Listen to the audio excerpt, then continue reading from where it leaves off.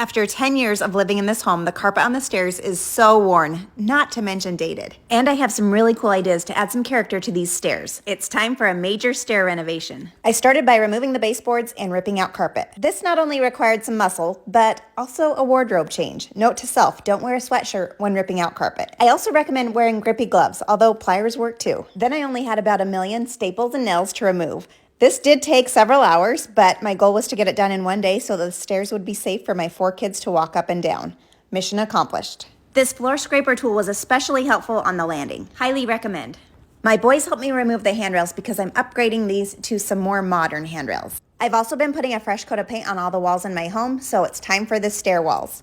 I cannot tell you how grateful I am for this guy who hates to paint for getting all the scary high walls and ceilings on the stairs for me. I decided to go with wood stairs, so I'm using unfinished pine stair treads. In hindsight, I really wish I would have spent the extra money on oak, but this was a budget-friendly project. I first stained each tread white to help neutralize the yellow in the pine, and then I paint washed the stairs the color that I wanted.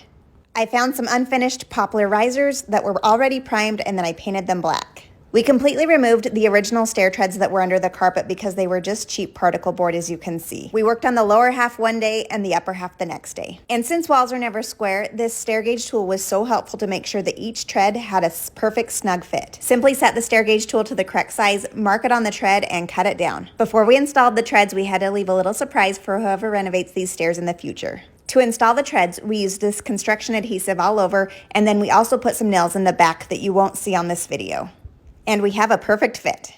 We used the same stair gauge tool to measure the risers and get the correct fit for each one. We didn't want the stair treads to have much of an overhang over the risers, plus we wanted to hide the nails in the back, so we put these spacers behind the risers and nailed the risers to them. At the very top of the stairs, we decided to add a narrow landing piece. For the middle landing, we installed the front tread first to fit the corner, and then we attached 3 treads together and put them in this open square space. I then followed my same white stain and paint wash process to make the landing look like one solid piece. I added several coats of polyacrylic to every stair tread and riser to help ensure they were all sealed and well protected. This dated light fixture had to go, so we installed a new pretty modern chandelier that matches really well with the handrail you'll see right here. Ready to see my favorite part? I love this thin brick wall that we installed here on the staircase. If you want instructions for how you can do this, check out my last TikTok video.